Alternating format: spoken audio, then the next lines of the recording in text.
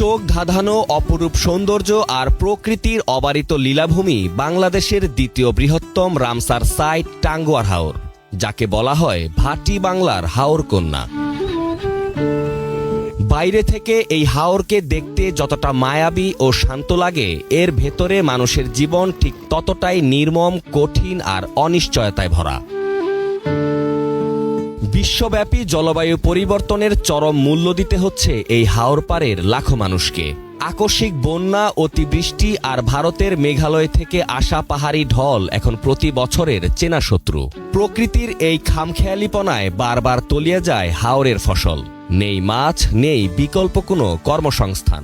বছরের পর বছর লোকসান আর ঋণের বোঝা মাথায় নিয়ে বেঁচে থাকার তাগিদে বাধ্য হয়েই নিজের বাপ দাদার ভিটেমাটি ছাড়ছেন হাওর পাড়ের মানুষ।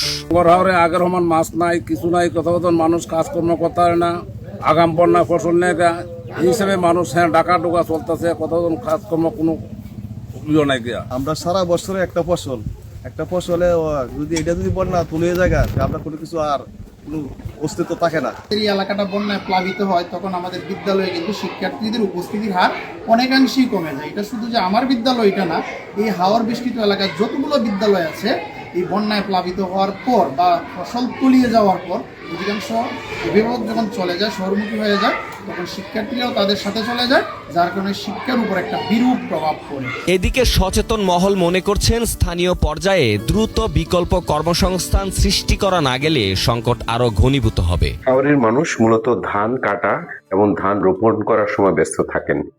আগে হাওরে মাছ বেশি থাকার কারণে জেলেদের কর্মসংস্থান হতো, কিন্তু এখন হাওরে মাছের পরিমাণ খুব কমে গেছে, যার দরুন জেলেরাও আয় রোজগার সেভাবে করতে পারছে না। তাই হাওরের মানুষ কিন্তু এখন শহরের দিকে ছুটছে এবং শহরে গিয়ে বস্তিতে নিম্নমানের জীবন যাপন করছে। হাওরে বিকল্প কর্মসংস্থান যদি সৃষ্টি করা না যায়, তাহলে এই সংকট আরো ঘনীভূত হবে। হাওরে কিন্তু ক্ষুদ্র ও কুটির শিল্পের বিকাশ করা সম্ভব। এখানে কিছু কিছু জায়গায় ভাসমান সবজি চাষ হতে পারে, খাঁচায় মৎস্য চাষ হতে পারে। এখন তো পর্যটন শিল্পের বিকাশ হচ্ছে, সেখানে অনেক কর্মসংস্থান সৃষ্টি হতে পারে। কিন্তু এই সবের জন্যই প্রয়োজন আন্তরিক প্রচেষ্টা। আমরা আশা করি সরকার এবং বেসরকারি প্রতিষ্ঠান সহ সবাই মিলে হাওরের এই বিকল্প কর্মসংস্থান সৃষ্টিতে এগিয়ে আসবেন। টাঙ্গুয়ার হাওর শুধু একটি বিশাল জলমহাল বা পর্যটন কেন্দ্র নয়, এটি বাংলাদেশের অন্যতম প্রধান খাদ্য ভাণ্ডার ও অনন্য জীববৈচিত্র্যের নিদর্শন। জলবায়ু পরিবর্তন আর জীবিকার সংকটে মানুষ যখন হাওর ছাড়তে বাধ্য হন, তখন সেটি দেশের অর্থনীতি, খাদ্য নিরাপত্তা এবং পরিবেশের উপর মারাত্মক বিপর্যয় ডেকে আনবে, এমনটাই ভাবছেন স্থানীয়রা।